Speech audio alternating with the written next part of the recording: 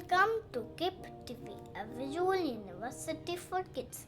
Today I will be reading out the book Freight Train by Donaldcrews. Freight Train.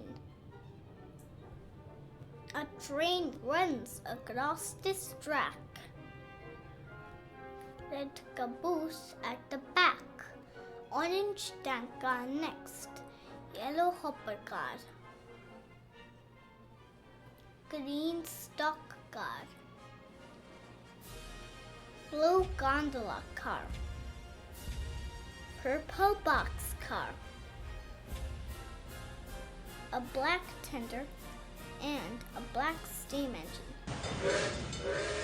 Freight train. Moving.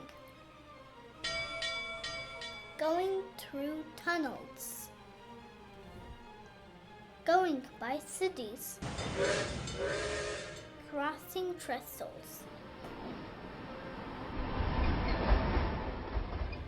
Moving in darkness. Moving in daylight.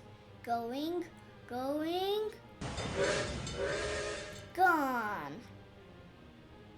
Thank you for listening. If you liked this video and would like to see some more, remember to click the subscribe button. Till next time.